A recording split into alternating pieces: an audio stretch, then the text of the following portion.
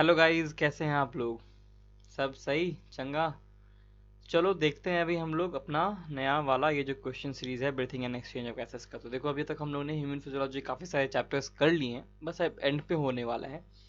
तो अब breathing and exchange of gases पे देख रहे हैं, इसके क्वेश्चन देखेंगे, फिर और भी चैप्टर से क्वेश्चन देखेंगे, ठीक है। चलो देखते हैं यहाँ पे। अब देखो एक बात मैं पहले बताना चाहता हूँ वीडियो को शुरू करने से पहले।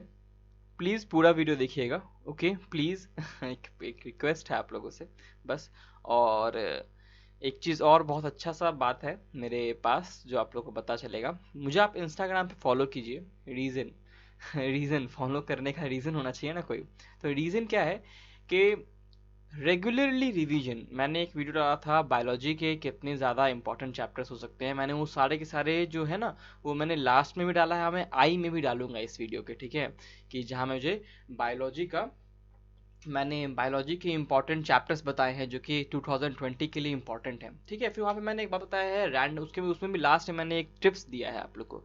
उस टिप से रिलेटेड ये बात भी है कि आप मुझे इंस्टाग्राम पे फॉलो करेंगे तो आपको वहाँ पे 1 मिनट रिवीजन का, ठीक है ना। यहाँ पे मैं लिख नहीं सकता, मैं यहाँ पे मैं लिखना, ये स्लाइड पहले का बना हुआ है तो इसलिए यहाँ पे लिख नहीं पा रहा।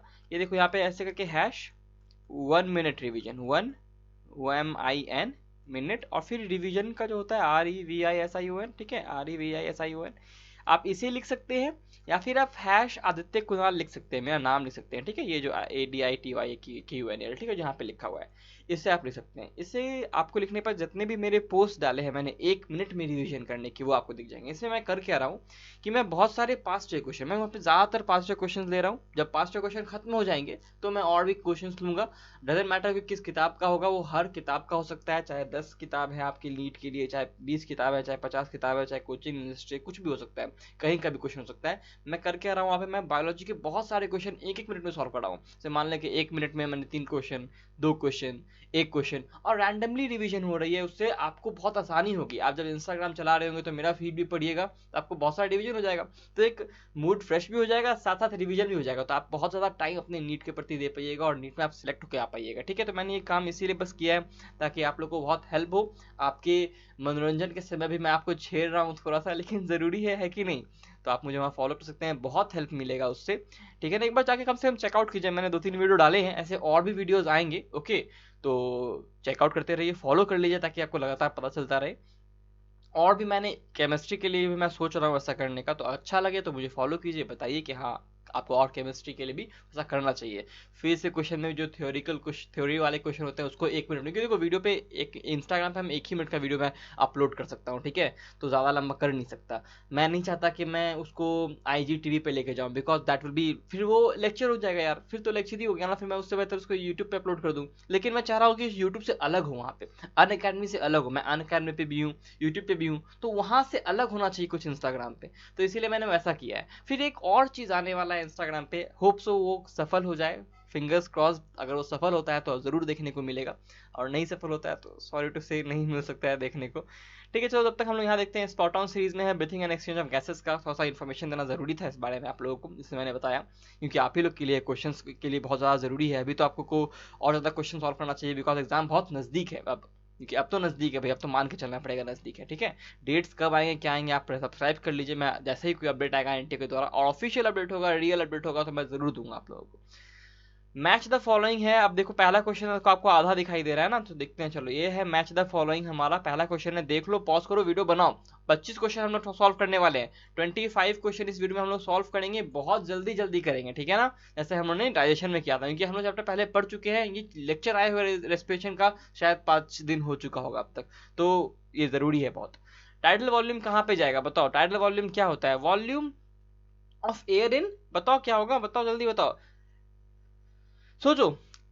1 का ई हो जाएगा volume of air in 1 breath, एक ब्रेथ में। मैंने जितने भी आपको दिखाए थे ना, मैंने वहाँ पे सबको मार्किंग किया था। जब आप मेरा चैप्टर पढ़िएगा इसका, उसको भी मैंने लास्ट में या फिर मैं आई में ऐड कर दूंगा, ठीक है ना। लास्ट में आपको दिख जाएगा या फिर आई में दिख जाएगा वो चैप्टर का जो पूरा सीरीज का जो पूरा स्पॉट ऑन सीरीज का आपको, या फिर आप यूट्यूब पे जाके हैश स्पॉट ऑन सीरीज भी लिखिएगा ना, तो आपको सारे के सारे वीडियोज मिल जाएंगे मेरे, जितने भी स्पॉट ऑन सीरीज से जुड़े हुए लेक्चर है मेरे, ओके। तो यहाँ पे जो इंस्पिरेटरी कैपेसिटी है, सॉरी रेसिडुअल वॉल्यूम क्या होगा, आप जल्दी बताओ। ये देखो जो अमाउंट ऑफ रिमेन रह जाता है एयर, है ना, जो कि डायरेक्टली एनसीईआरटी का लाइन है, देख रहे हो ना। एक्सपिरेटरी रिजर्व वॉल्यूम क्या होगा?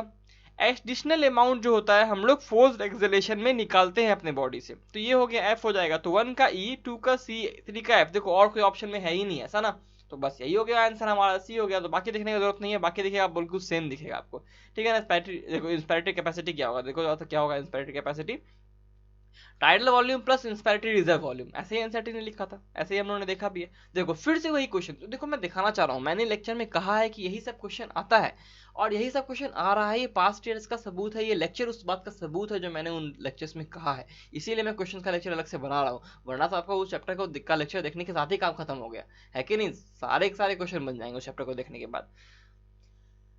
बताओ क्या होगा इसका आंसर, इसका आंसर टाइडल वॉल्यूम क्या होगा, 500 ml होगा, है ना। 1 का सी हो जाएगा, तो 1 का सी देखो इन तीनों ऑप्शन में, तो डी ऑप्शन तो कैंसिल हो गया, बचा एक। अब देखो 2 का क्या होगा, डी या तो ए होगा, 2 का डी होगा या तो ए होगा। देखो 3400 इतना एम तो हो नहीं सकता, इंस्पेक्टर रिजर्व वॉल्यूम कैपेसिटी ही इतना हो सकता है, तो 2 का हो जाएगा ए। तो अब ए वाला ऑप्शन नहीं खत्म, अब बी सी बचा। देखो मैं एलिमिनेशन मेथड भी सिखा रहा हूँ साथ साथ, ठीक है, हम लोग कैसे एलिमिनेट करते हैं।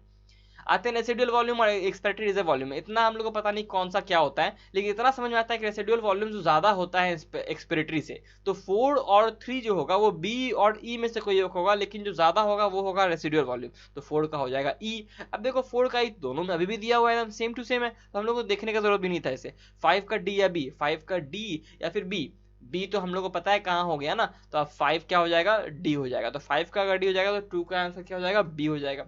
थर्ड के आंसर पे आते हैं।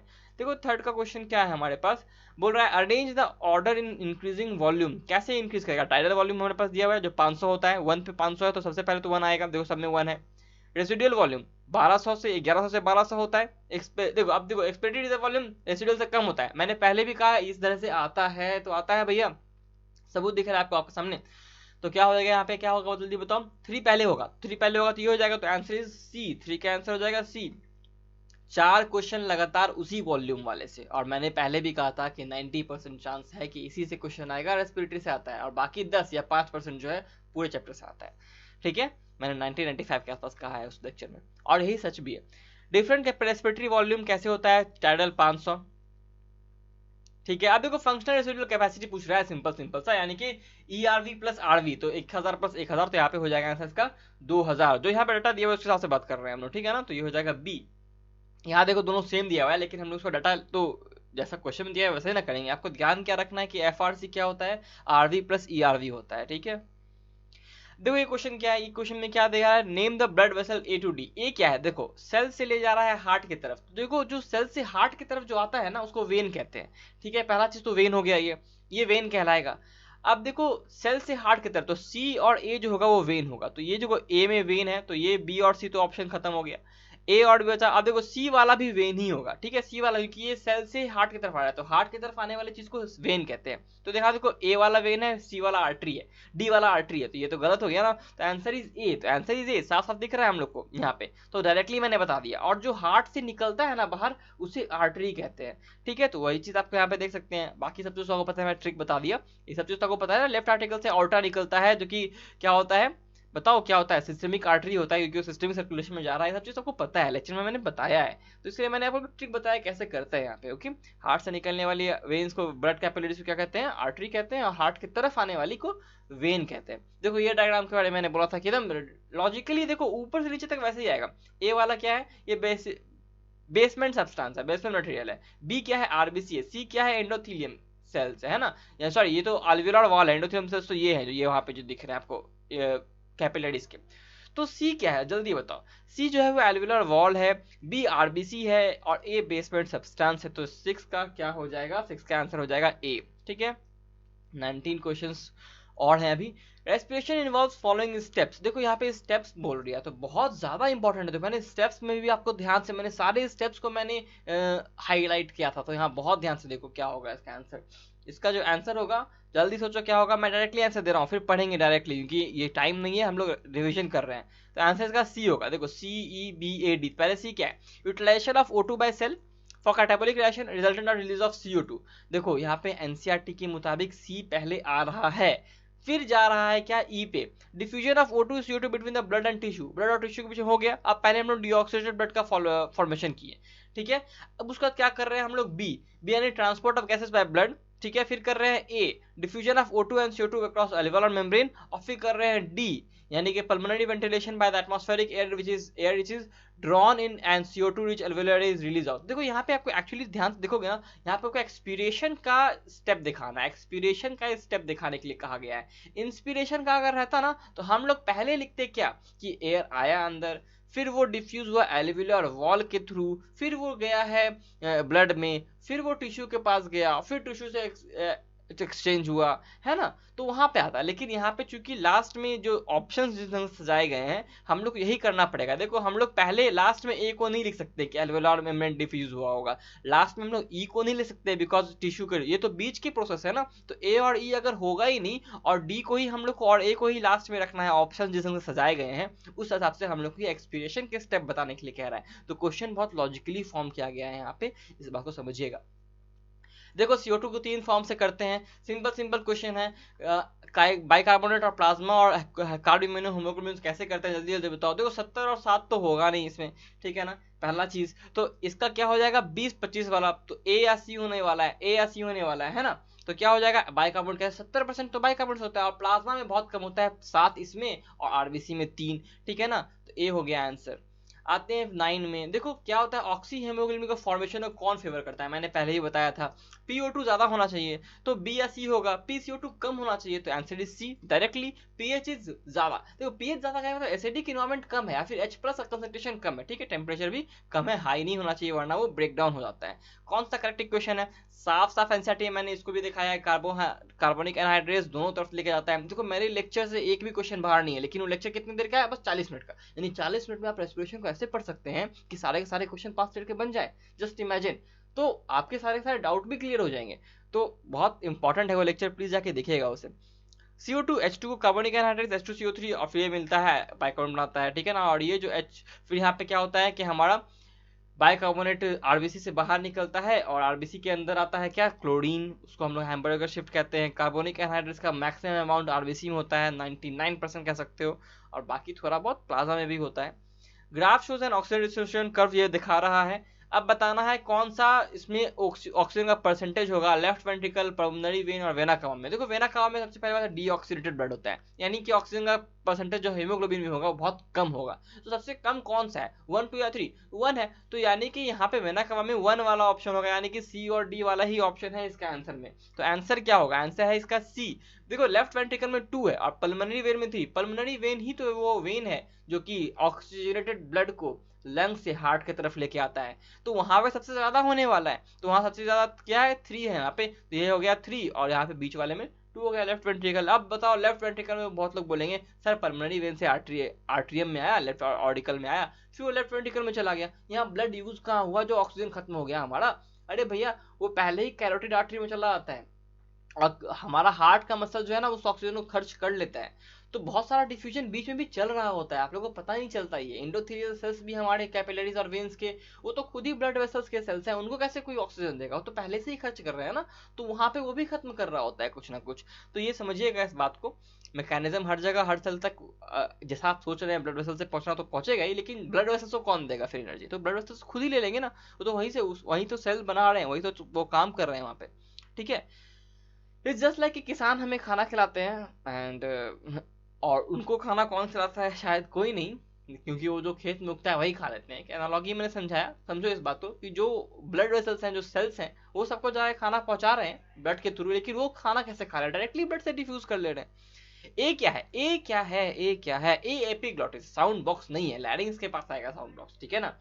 तो क्या हो गया 12 का तो तुम्हारा सी और डी होने से रहा, ठीक है, सी और डी होने से रहा बच्चा, ए और बी, ए एपिग्लॉटिस है, बी एल्वेओलाई है, सी देखो सी में आया तो ऑप्शन चेंज हो गया डी में, यानी कि सी वाला ही प्रॉब्लम करेगा आप लोगों का, करेगा भी। तो देखो यहाँ पे बता रहा है, यहाँ पे दिखाया है, देखो ये है लाइन सी का, ये है लाइन सी का। अब बताओ ये वाला जो पार्ट है ये क्या है, ये देखो ये है हमारे पास ट्रैकिया। ट्रैकिया किस में टूटता है, ब्रोंकस में कि ब्रोंकियोल्स में, ब्रोंकियोल्स तो बहुत बाद में आता है ना भाई, ब्रोंकियोल्स तो बहुत बाद में आता है, तो 12 कैंसिल हो जाएगा ए। ओके देखो टाइम हम लोग बहुत ले रहे हैं इस चैप्टर के लिए और क्वेश्चंस के लिए, जो मुझे नहीं लेने का मन कर रहा है। 6000 से 8000 ml क्या होता है, जल्दी बताओ क्या होता है। 60 minute volume of normal expiration पर मिनट, 1 मिनट में कितना करते हैं। देखो डायरेक्टली एनसीईआरटी का है, इस ढंग से एनसीईआरटी सिवा सिर्फ इसी में ही लिखा है, जो टाइडल वॉल्यूम बताता है एनसीईआरटी, उसी में डायरेक्टली 6000 से 8000 डाटा दिया हुआ है। ठीक है, हर 100 ml क्या सर ट्रांसफर करता है 5 ml, ये यार तो कोई बताता ही नहीं। पूरे आप पैराफ्रेशन पढ़ लीजिएगा मैक्सिमम टीचर्स का।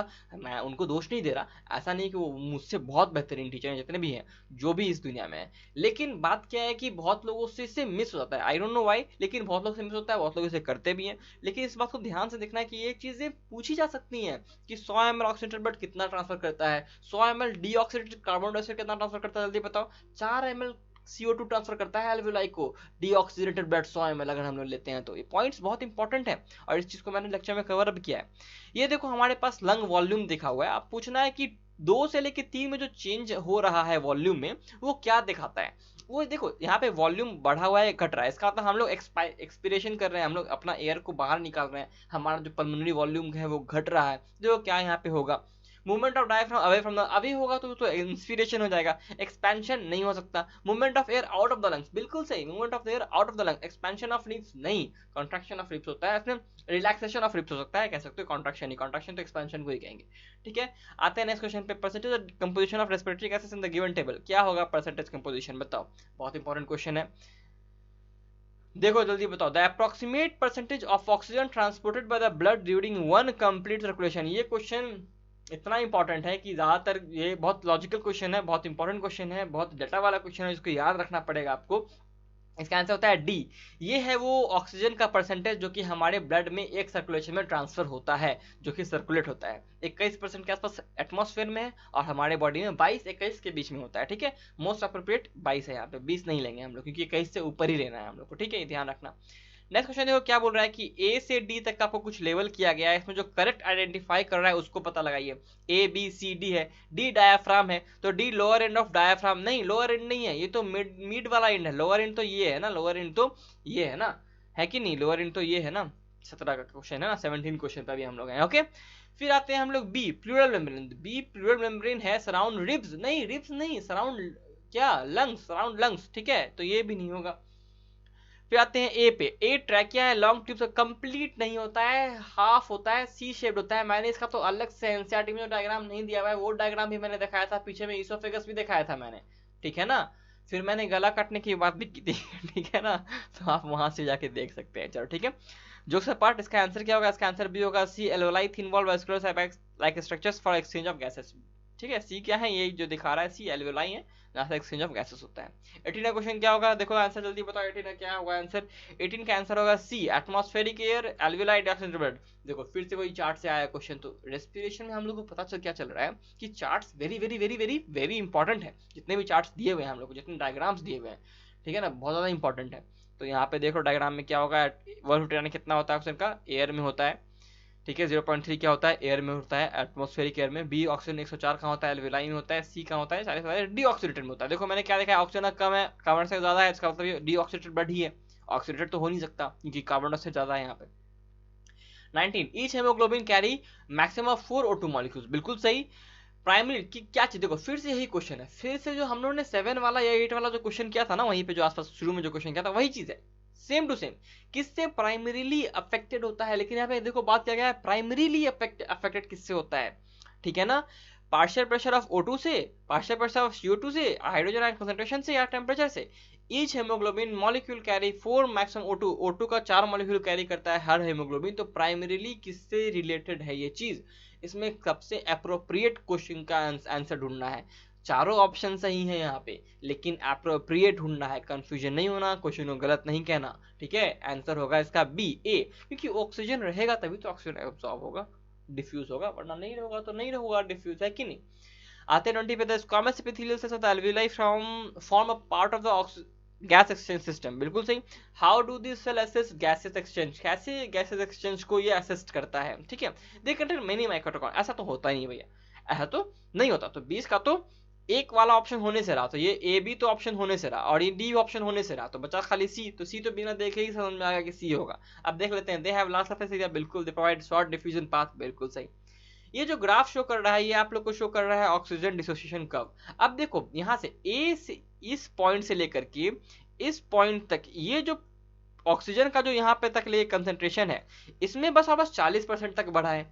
लेकिन देखो यहाँ से 5 से लेके इतना ही दूर तक ये गया है ना, फिर भी देखो कितना बढ़ गया, ये 40 से लेके 70-75 के आसपास हो चुका है। इसका मतलब ये जो इंक्रीज यहाँ पे बी के पोर्शन में जो इंक्रीज है वो बहुत ज्यादा तेजी से हो रहा है, लेकिन यहाँ पे देखो फिर टाइम ज्यादा लिया, तो ये टाइम फिर से ज्यादा है। ये जो एरिया यहाँ पे बीच का दिख रहा है डिस्टेंस, और ये जो डिस्टेंस दिख रहा है, और ये जो डिस्टेंस दिख रहा है, सबसे कम डिस्टेंस बी का डिस्टेंस है, ठीक है, और सबसे ज्यादा डिस्टेंस क्या है, ए वाला है, और उससे कम सी का है, सबसे कम बी का है। इसका मतलब देखो क्या बोल रहा है, विच रेंज, कौन सा रेंज, ए यहाँ से लेके यहाँ तक, ए यहाँ से लेके यहाँ तक, बी यहाँ से लेके यहाँ तक, सी, which range of partial pressure of oxygen produces greatest change in pressure percentage saturation, कौन सा greatest change in percentage saturation करता है, तो B करता है, option is correct is B.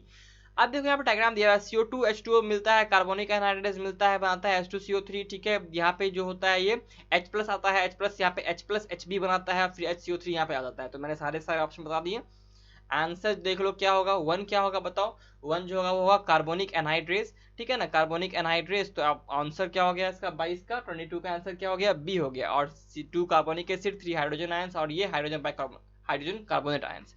Dissociation of oxy haemoglobin in blood increases when, कब oxy haemoglobin dissociate करता है, जब पीएच जो इंक्रीज होता है, नहीं डिक्रीज होता है पीएच, और CO2 नहीं, ऑप्शन डिक्रीज इन टेम्परेचर नहीं, increase in temperature, increase in CO2 concentration बिल्कुल, डिक्रीज इन पीएच नहीं, यानी कि आंसर इज सी, CO2 बढ़ेगा तो ऑक्सी हेमोग्लोबिन टूट जाएगा, ठीक है ना, ऑक्सी हेमोग्लोबिन टूट जाएगा। तो क्या लिख रहे हैं, increase in CO2 concentration, decrease in pH, increase in CO2 concentration. देखो ये तो इससे ज्यादा देखो सी, देखो मैं खुद देखो गड़बड़ा गया, मैंने पूरा ऑप्शन नहीं पढ़ा, sorry. Answer is more correct is D. देखो यहाँ भी इंक्रीज इन CO2 कंसंट्रेशन दिया, लेकिन साथ साथ एक और बात लिखी हुई है, क्या, डिक्रीज इन पीएच, बिल्कुल सही, इंक्रीज इन पीएच नहीं, डिक्रीज इन पीएच होता है, तो मोर करेक्ट क्या हो गया, डी हो गया। तो ऐसी गलती जो मैंने अभी की प्लीज आप नहीं कीजिएगा, ठीक है, मुझसे भी गलती हो गई एंड सॉरी फॉर दैट। आते 24 क्वेश्चन में, सेकंड लास्ट क्वेश्चन में ये भी देखो ऑक्सीजन डिसोसिएशन कब दिया हुआ है, क्या बोल रहा है कि इनकरेक्ट क्या है, इंक्रीज जब करेंगे पार्शियल प्रेशर ऑफ CO2 को तो राइट की तरफ चला जाएगा, राइट की तरफ चला जाएगा, ठीक है। लो टेम्परेचर पे कब लेफ्ट की तरफ चला जाएगा, ठीक है। हाई पीएच पे कब राइट चला जाएगा, ठीक है। डिक्रीज इन पार्शियल प्रेशर पे ऑक्सीजन पे होने पे कर्व राइट की तरफ चला जाएगा। अब देखो राइट की तरफ जाने का मतलब क्या है कि ये जो कर्व होगा वो कुछ यूं बनेगा, ठीक है। लेफ्ट की तरफ जाने का मतलब क्या है, ये जो कर्व होगा कुछ यूं बनेगा, ठीक है। अब देखो क्या हो रहा है कि कम ही पार्शियल प्रेशर पे ज्यादा ऑक्सीजन जुड़ जा रहा है, यानी लेफ्ट हो जा रहा है। इसका मतलब लेफ्ट तब जाएगा जब ज्यादा से ज्यादा ऑक्सीजन जुड़ने लायक कंडीशंस रहेंगी, और राइट की तरफ जाएगा जब कम से कम ऑक्सीजन, ज्यादा से ज्यादा ऑक्सीजन डिसोसिएशन की कंडीशंस रहेंगी, राइट की तरफ तभी जाएगा। तो कौन सा बताओ यहाँ पे इनकरेक्ट है जो बता रहा है आपको। तो देखो जब हम लोग पीएच को बढ़ाते हैं ना, देखो क्या होगा, बताओ इसका आंसर क्या होगा। देखो at high pH curve shift to the right, जब हम लोग पीएच को बढ़ाते हैं तो इसका मतलब हम लोग H प्लस कंसंट्रेशन को घटा रहे हैं। इसका मतलब हमारा ऑक्सीजन ज्यादा से ज्यादा जुड़ना चाहिए ना, यानी कि ऑक्सीजन हेमोग्लोबिन, ऑक्सी हेमोग्लोबिन बनना चाहिए। तो यहाँ पे तो कर्व को लेफ्ट शिफ्ट ना होना चाहिए, यहाँ पे राइट नहीं होना चाहिए। लेकिन बाकी तीनों ऑप्शन सही है, तो इसके लिए यहाँ पे इनकरेक्ट क्या है, सी है। यहाँ पे कर्व को लेफ्ट शिफ्ट होना था, लेकिन यहाँ राइट लिखा हुआ है। ओके, इस क्वेश्चन को देखो क्या बोल रहा है क्वेश्चन, ये बोल रहा है क्या कि ई और जी, देखो यहाँ पे ये ई है, ये ई है, ठीक है, और ये ऑप्शन, ये पॉइंट जी है, ठीक है, लिखा हुआ नहीं है। ई और जी ये लिख रहा है how much total oxygen percentage जो होता है अनलोड होगा टिश्यू में एक्सरसाइज के दौरान, कितना ज्यादा होगा। अगर ये पॉइंट ई है, ये पॉइंट जी है, तो जब हम लोग एक्सरसाइज करते हैं तो कितना अनलोड होगा। देखो ई और जी क्या है देखते हैं। पॉइंट ई है O2 का प्रेशर वेनस में, यानी O2 का प्रेशर ड्यूरिंग एक्सरसाइज, और जी है जब हम लोग रेस्ट कर रहे होते हैं। तो रेस्ट में ऑक्सीजन का कंसंट्रेशन 80 होता है, और जब एक्सरसाइज करते हैं तो 40 होता है। तो बताओ जब एक्सरसाइज करेंगे तो कितना ऑक्सीजन हमारे बॉडी से निकलता होगा, P प्लस क्यू, बिकॉज एक तो रेस्ट वाला जाएगा ही जाएगा और E वाला भी जाएगा ना, तो P प्लस क्यू होगा इसका आंसर, ठीक है, C होगा आंसर। तो बहुत देर लगा लिया ना मैंने इस चैप्टर के लिए, हालांकि राजेशन में हम लोग बहुत जल्दी खत्म कर लिए थे। चलो ठीक है, कोई बात नहीं, अभी हम लोग को और अच्छे से मेहनत करना है ताकि हम लोग और अच्छे से अच्छा मार्क्स ले पाए। प्लीज आके मुझे इंस्टाग्राम पे फॉलो कीजिए, इतने लंबे वीडियो से छुटकारा पाना है तो इंस्टाग्राम पे फॉलो कीजिए। हालांकि वैसे वीडियोस, ऐसा नहीं है कि ये वीडियोस फायदा नहीं करते, तो ज्यादा फायदा कर रहे हैं, बिकॉज यहाँ मैं पूरा का पूरा एक्सप्लेन कर रहा हूँ। लेकिन छोटे छोटे रिवीजन के लिए, रैंडम रिवीजन के लिए घर बैठे हुए हैं, कहीं जा रहे हैं घूमने के लिए, इधर उधर घूम रहे हैं, मन नहीं लग रहा, अब बस इंस्टाग्राम खोला, अपना मनोरंजन भी कर रहा है, घूम स्क्रॉल करते करते मेरा पोस्ट आ गया, देख लिया एक बार वीडियो 1 मिनट के लिए, 2-3 क्वेश्चन सॉल्व हो गए, फिर स्क्रॉल किया, फिर एक बार वीडियो में आ गया, देख लिया, 2-3 क्वेश्चन सॉल्व हो गए। इससे अच्छा क्या हो सकता है कि नहीं। तो see you guys in the next video, bye bye, take care, and always जैसा मैं कहता हूँ, study smart, work hard and stay healthy always.